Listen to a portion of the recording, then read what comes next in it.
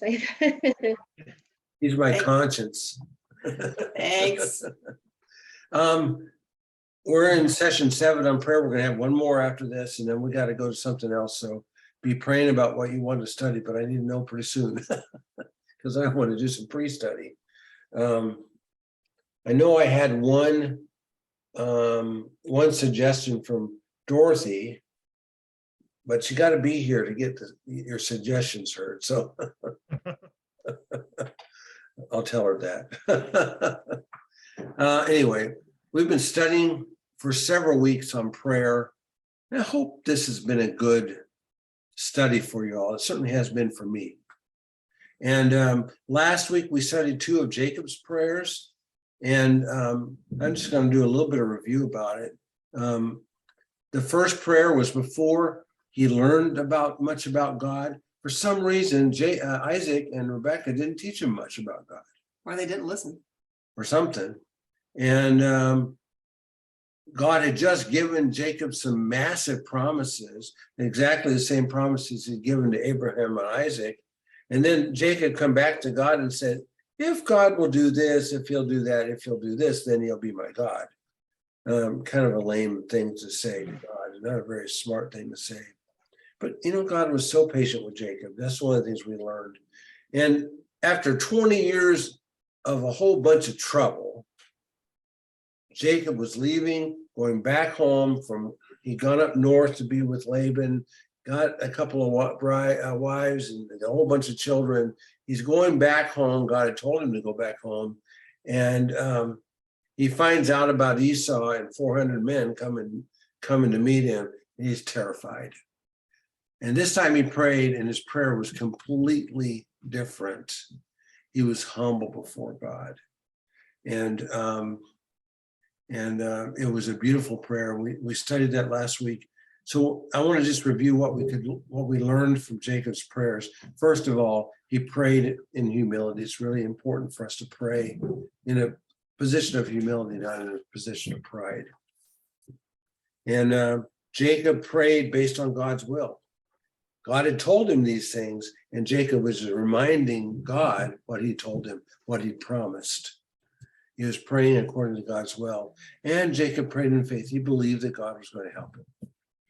Now, Jacob's faith was weak, but our faith is often weak. I can't say that I'm a strongly faith person.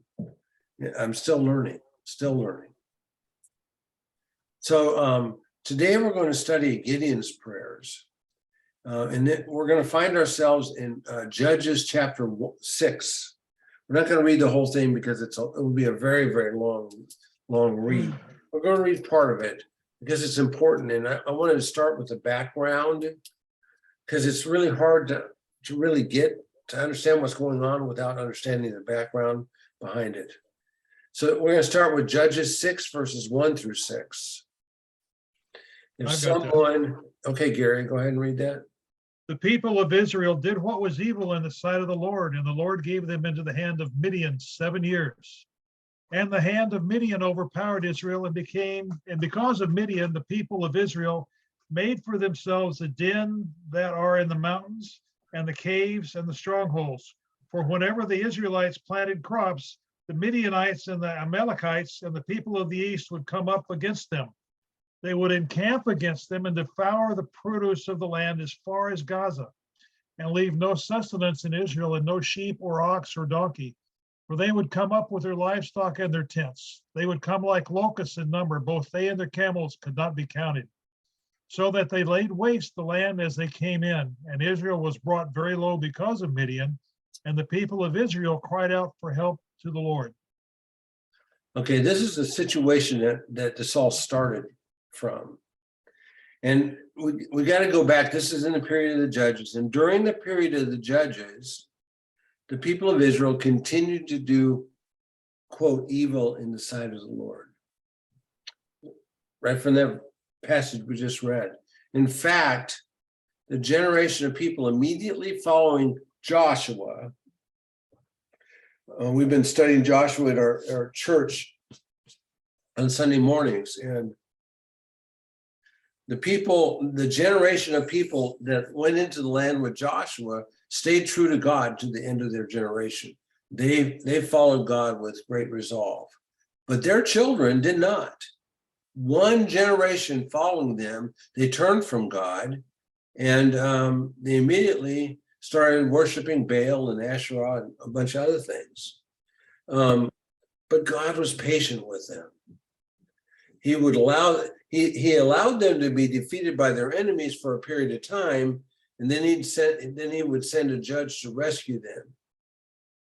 And usually they would more or less turn back to God under the leadership of the judges, but as soon as the judge would die, they would go right back to their idolatry. So when you study the story about Gideon, you'll see that the Israelites were being polytheistic. They worshiped God, but they also worshiped Baal and Asherah. The angel of the Lord met with Gideon and commissioned him to lead in the defeat of the Midianites, but the first commandment that he gave Gideon was to go out and destroy his father's altar to Baal and cut down the Asherah pole that was next to it. That was the first instruction. Pretty tough. So here they were. They're supposed to only follow God, only worship God. First commandment: love the Lord your God with all your heart, with all your soul, and love no others. Have no other gods before me. Have no other gods before me. And yet here they're worshiping Baal and Asherah and believing in God. It doesn't work that way. It just doesn't work that way. God will tolerate no competition. And the thing that I was thinking as I was typing this, I thought, wait a minute. How many times do we put things that we have ahead of God in our lives? Anything that we give more emphasis to in our lives than God is an idol. Mhm. Our idols are going to be different than they were back then. They had literal carved images and so forth. We have metal images like cars, and we have wood frame images like houses. We have work careers. We have knickknacks in our houses. We have all kinds of things that will take our eyes off of God and put them on the things around us. And that is really the same thing that Israel was doing. So we need to be on guard against that. I'm just as guilty as the next person. One of the reasons I like to teach like I do is it keeps my focus on the Lord, because I have to spend time during the week studying, and it keeps my mind more in tune with Him, and it's good for me spiritually. Okay, let's go on to the next passage I want to look at here in Judges as far as background. So Judges chapter 6, verses 11 to 13. Okay. Now the angel of the Lord came and sat underneath the terebinth at Ophrah, which belonged to Joash the Abiezrite, whatever his name is, while his son Gideon was beating out wheat in the winepress to hide it from the Midianites. The angel of the Lord appeared to him and said to him, "The Lord is with you, O mighty man of valor." And Gideon said to him, "Please, my Lord, if the Lord is with us, why has all this happened to us? And where are all of his wonderful deeds that our fathers recounted to us, saying, did not the Lord bring us up from Egypt? But now the Lord has forsaken us and given us into the hand of Midian." Boy, doesn't this show you how polytheistic they were? Here they had an altar to Baal and an Asherah pole, and yet they're saying, "Lord, where have you been? Where's all these deeds that you've done for us?" Well, it's right there. It shows you right there that they were just being polytheistic. We're blaming God for their own sin. Yeah, blaming God for their own sin. Yeah, exactly. Oh, by the way, this is just a little bit of Bible trivia. What tribe was Gideon from? Anybody know? Mm. Manasseh. And I didn't know either. This afternoon, I was studying this. I said, wait a minute, what tribe was he from? I did a Bible search on a Bezraite, and then I found a link, you know, how you find these links, and he was from the tribe of Manasseh. Interesting thing. Just an interesting trivial thing. Okay, I think we've talked about this before, but anytime the angel of the Lord is described in the Old Testament, The angel. the angel of the Lord, who is it? That's Jesus. It's That's Jesus. right. theophany. That's right. Right. It's Jesus. It's the second person of the Trinity. It was God in the form of an angel, who would be Jesus. Because anytime God wanted to appear physically to the people on the earth before Jesus came as a baby, he came, it was always Jesus. It was the second person of the Trinity, Always. always. So here it was Jesus coming to Gideon, who really doesn't, he's struggling in his faith. He doesn't have a lot of faith. We notice that. And here we find Gideon was beating out wheat in a wine press. Most of us would think, well, what's the big deal about that? Well, when you beat out, the idea about beating out wheat is that you have these heads of wheat, and there's a bunch of chaff around the actual kernels of the wheat. And what they would do is they beat it in the wind and shake it and stuff, and the chaff would blow away in the wind, and all you have left is the kernels of wheat. That was normally done on a threshing floor. A threshing floor was a high place up in the air so that it was a place where the wind blew to blow away the chaff. Here he's in a wine press. Well, what do you think about a wine press? It's like a silo. Or It's down in the ground, because you put the grapes down in there, and they would trod the grapes, and then they had channels and stuff, and the juice would run out, and they collect it and turn it into wine. And so there's Dorothy. There's Dorothy. Yeah.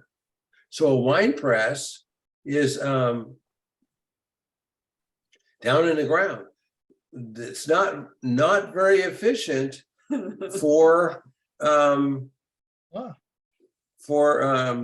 threshing wheat, because the wind can't get to it because it's down the So ground. you'd be throwing it up the air and it would be just falling back on your head. Yeah.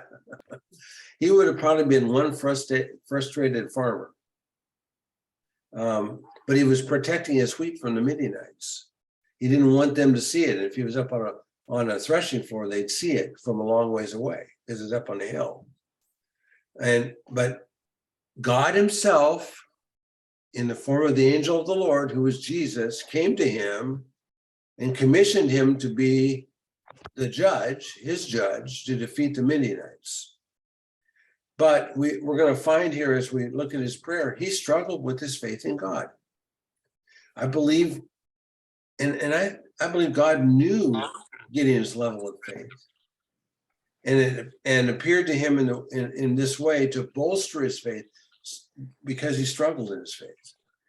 Gary, I look at, in my translation, verse 13, it says, then Gideon said to him, "Oh, my Lord," lowercase, "if the Lord, uppercase, is with us, why then?" He didn't Has this realize he happened? was talking to the angel of the Lord at that point. But why would he use the word to the angel? Why would he say, oh, my Lord"? Oh, they said that to anybody that was that looked like they're in authority over them. Okay, all right. Yeah, that was a very common statement. Okay. But became obvious when Gideon obeyed God and he was struggling with his faith, because when he obeyed God and destroyed the Baal's altar and the Asherah pole, when did he do it? You read that passage, he did it at night because he was afraid of all the people around him, his family and neighbors and stuff. He was afraid, and rightly so, because when they found out they were destroyed, he said, "Bring out whoever did that, we're going to kill him." And his dad said, you're not either doing that. Let Baal defend himself, which of course he's not going to. They knew he couldn't. They knew that Baal was worthless. I don't know why in the world they worshiped him. It's And it was his dad that had the altar.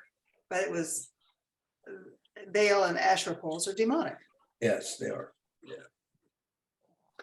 So let's get to the prayer. And that's where we're going to go to Judges 6, verses 36 to 40. Someone could read that. Then Gideon said to God, if you will save Israel by my hand, as you have said, behold, I am laying a fleece of wool on the threshing floor. If there is dew on the fleece alone, and it is dry on the ground, then I shall know that you will save Israel by my hand, as you have said. And it was so. When he rose early the next morning, he squeezed the fleece. He wrung enough dew from the fleece to fill a bowl of water. Then Gideon said to God, let not your anger burn against me. Let me speak just once more. Please let me test just once more with the fleece. Please let it be dry on the fleece only, and on all the ground let there be a dew. And God did so that night, and it was dry on the fleece only, and on all the ground there was a dew. Okay. A reluctant leader. Yes, he was reluctant. Well, this is a life and death situation for Gideon. Remember what it said there in the top first parts of chapter 6? How many Midianites and all those people were there? Too numerous to locusts. count. Yeah. Thousands upon thousands. Too numerous to count. It was a lot. They couldn't even count their camels, for heaven's sakes. And they would come and just destroy all their crops. Can you imagine a herd of camels coming across your wheat field? What it would look like at the end? Trampled flat. But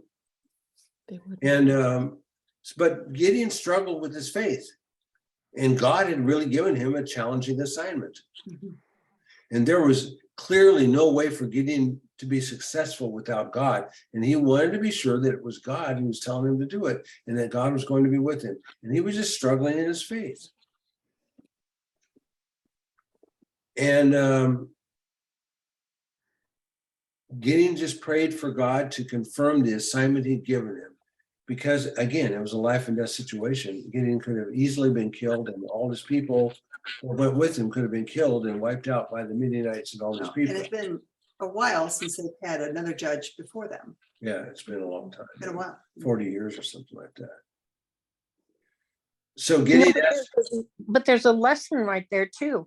At least he got to the point where he knew he couldn't do it. It was an impossibility that he prayed for God. I think we do the same thing. You know, we can get along with the little things and get by and do what we think God would want us to do or whatever. But then when something comes along that just looks absolutely impossible, we struggle before we turn it over. I mean, I know I do. Sure. Absolutely. And Gideon asked for a sign, and he used the fleece for the sign. And you know what? God didn't strike him dead Right. for asking for a sign. God didn't strike Even him. like, oh, rats, do it again, Ben. No, even after he did it again, Mhm. what did God do? He was very patient with Gideon. You know what? He's very patient with us. Yep. When we pray, we don't know how to pray. And sometimes we ask God for really silly things. But he knows what's in our hearts. He's very, very patient with us. That's who God is. You know what? God is the same yesterday, today, and forever. He doesn't change. We can depend on him. And after this, everything God told Gideon to do, Gideon obeyed without question. And who was the one that defeated the Midianites? Well, God. Gideon. Well, It yeah. wasn't Gideon. because Gideon had managed to get 32,000 men put together, and God whittled the men down to 300. 300 against tens of thousands. Yeah, 300 against tens of thousands. How's that going to work? Well, Gideon got the battle started the way God told him to do it. Said, surround them and blow your horns and stuff. And he did it. And who won the victory? God won the victory. God caused the Midianites and so forth to fight each other and kill each other off. God was the one that won the victory. Gideon didn't win the victory. And I like this. I like the story. And the problem with Gideon was he was a weak man, and he was still struggling with his own sin. And some later on, he did some things that were kind of foolish. But here, he prayed to God. He just was so weak in his faith. He was so weak in his faith, and he just wanted confirmation from God. And God just very patiently He gave didn't that have anybody confirmation. to learn faith from. No, he had nobody. There weren't priests or anything that around him. So what can we learn from Gideon's prayer? Basically, Gideon was asking God to strengthen his faith. He used an interesting method to do that. But again, God didn't zap him for being proud or testing God.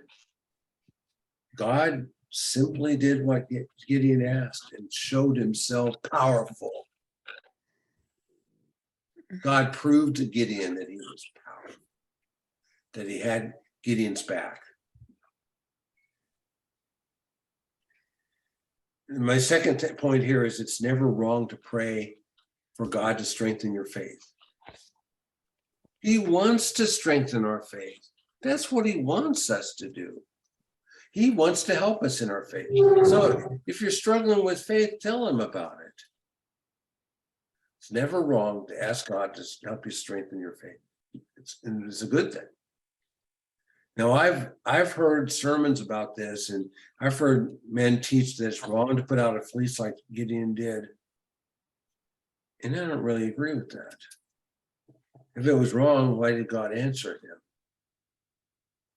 And answer twice. That's right, twice. It shows God's patience with us. Mm-hmm. It does. And I see a difference between what some people do. Well, Lord, if you want me to do this, then you have to do that. And demanding of God. Gideon asked humbly. That's not the same thing. I know, but I mean, preachers, you talk about don't test God. You don't demand from God. You can ask. But you have to come to God in humility. And you can ask, not demand. Like this difference between Jacob's first prayer and his second prayer. Yeah, exactly. You got to put it all together. The thing we're praying for must be in God's will. How do we know what God's will is? Well, Jacob knew it because God had told him what his will was. We know a lot about God's will because it's in his word. He's told us what his will is. He told us that we shouldn't commit adultery, we shouldn't lie, we shouldn't steal, there's a whole lot of things he told us that we shouldn't be doing. Giving thanks always, for this is God's will. And he also said, don't complain. Uh-oh. Don't gossip. So there's a lot of things we know that are God's will. Some of the things we know that are God's will we don't like. But we know a great deal about what God's will is. So what you have to do is, as long as you come to God in humility and what you're asking for kind of matches with who God is and what we've learned about God in the Bible, then pray for it. God may tell you no. That may be what his will is. His will may be no. And his will may be, wait, not now. My timing is different than your timing. But it's not wrong to ask. He wants us to ask. And pray in faith, believing that God's going to answer your prayers.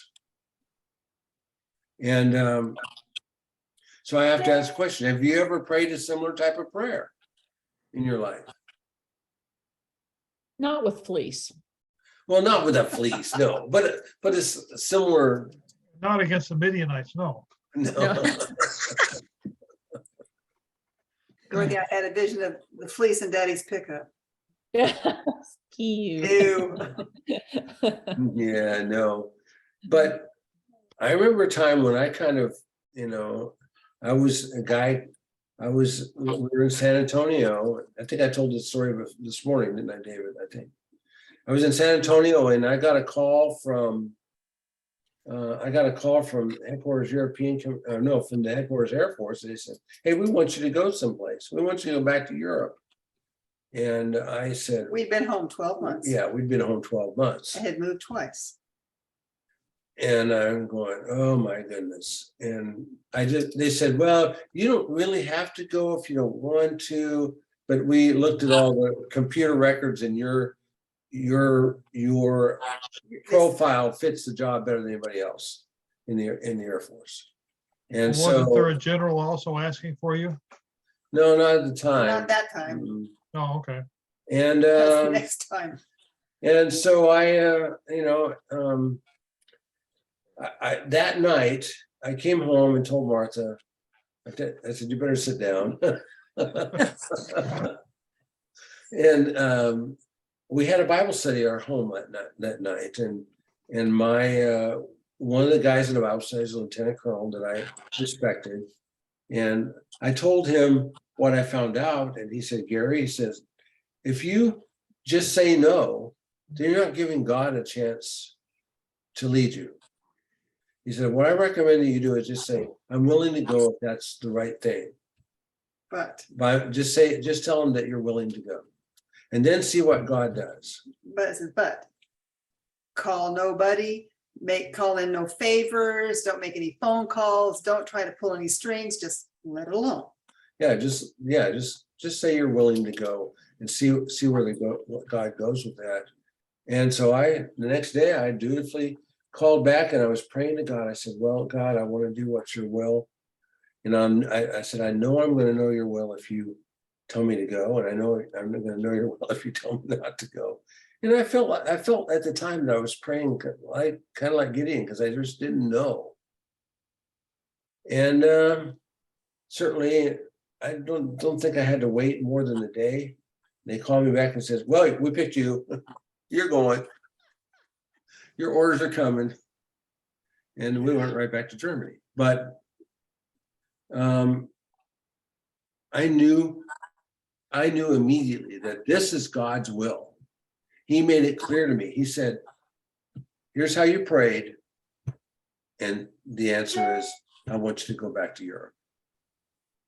And you had peace about it, Absolutely. Martha?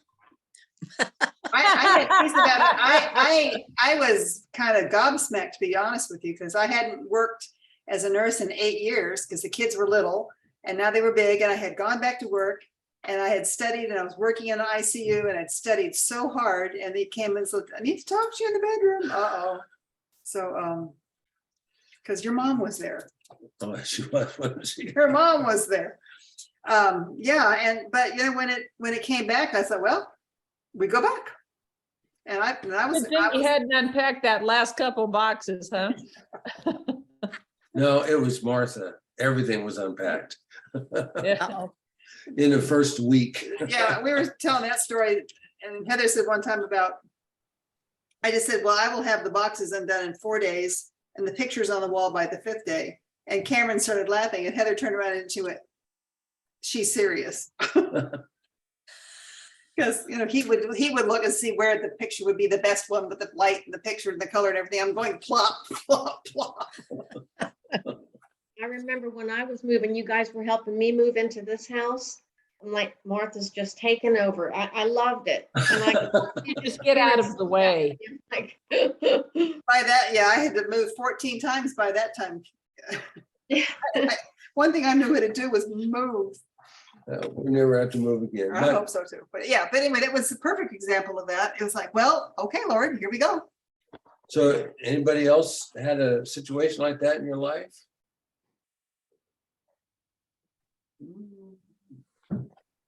A moving experience? Yes, we all have, I probably think.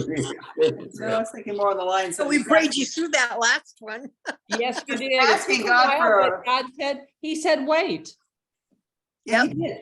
For you guys, he He said, did. wait, until your perfect timing. And then when we did go, it was the perfect timing. Well, and It that was really the second time was. you've done that. Yeah, Because you had the Wait. A-frame that you were trying to sell, and then Bill needed a place to live. yeah. It didn't, that house did not sell, and we were praying for the Lord to sell, please sell this house. We really need to get rid of this one. Yeah. And a little old man in town, we found out needed somewhere to live. He had nowhere to go. And He was living in a 3-season travel trailer by himself. His wife had died of cancer, and he was freezing to death. and living on top ramen. Yeah, In it- his 80s. It was getting 20 and 30 below zero, and his trailer was in town where we've had 39 below zero in town there, and he was just freezing to death. And we heard about it, and so it just worked out perfect. He lived there for 2 years, and not one person, it was still on the market. Not one person looked at that house in 2 years. And when he passed, the house sold in 2 weeks. And Wow. That was he- God. It and was he was, totally God. He had become a Christian when he was probably nearly his- 80 years old, I yeah. think. Yeah. In his late 70s, he had become a Christian, and they did Bible study in that A-frame for 2 years, the whole 2 2 years. years, because he couldn't drive and go to someone else's house. So they did it at the A-frame. So there was just another reason to have that house. So Yeah. gosh, it's like the Lord knew what he was doing or something. Well, yeah, you might kind of think that. Yeah. So, yeah, If you're talking about God lining things up and knowing that, God's doing it, back in 85, I was in the Marine Corps. I got passed over for major, which means I did not get promoted. And I either had to get out or become an enlisted man, and I could do 9 more years and retire. And I had been applying to airlines to become an airline pilot and hadn't heard anything. And our preacher preached on Jesus walking on the water and calling Peter, and Peter got out of the boat and then took his eyes off the Lord, started saying, anyway, but his point of the sermon was, at least Peter got out of the boat. And I was just kind of convicted that, okay, I need to get out of the boat. So the next day, I went to the Marines there at the headquarters and said, I want to be out. I want to burn up all my leave. I had 2 weeks of leave on the books. I said, I want to burn up my leave. I want to be out of the Marine Corps by the end of August, the end of that month. And so I'm at home on leave, and my friend calls us, hey, Gary, Burnside Ott, which was a contractor doing the simulator training for the Navy, they're hiring. And I said, okay, well, so I went down and put on my uniform and went there and said, hey, when I got here 4 years ago, this is what I did. We were doing this instructing then. So I can run your simulator. I know all the syllabus. I can do that. And the guy said, can you promise me 3 months? And I said, no, because I'm trying to get on with an airline. And if I get on with the airline, I'm going to go. And he turned around, made a phone call to Pensacola. We were in South Texas. And he hung up, turned back around and said, can you start tomorrow? And I said, well, can I start on Monday? Give me a couple of days anyway. And so I started, and I was teaching the students going through the simulator. I had on my white shirt and gray pants and my cowboy boots. But anyway. That black hair. Emiletti's. And in the meantime, I was sending off applications. I sent off an application to Northwest, and I interviewed, and they said, no, thanks, but no thanks. And I sent one to Delta. I went and interviewed with Delta, and 3 months to the day, Delta called back, a lady named Linda, called back and wanted to know if I was still interested in a job with Delta. And I said, yes, I am. So I got a job with Delta, gave the guy 3 months that he asked me for. And I transitioned right into another job without a break. And, but I had to get out of the Marine Corps first. Mhm. I had to take away that option of doing 9 more years as a gunnery sergeant and being able to retire. So I just took the severance pay and got out, not knowing where I was going. But God just fell all the dominoes in the right place. And I Yep. did just shy of 20 years with Delta Airlines. And you got out and promptly had another baby. Out of the Well, yeah. Marine, not a, You got out of the Marines. It wasn't Promptly had promptly, another baby. it was the next year we had Neil. Surprise. Yeah, Z was 35, but that's not that old. no, it's not. And Seems he's a pretty pretty good tough kid. right I got now. 2 grandkids from him. Yeah. But Well, anyway, that was a God thing. That yes, Lining it up. yes, down to the absolutely. wire, yeah. I'm gonna stop this recording. All right.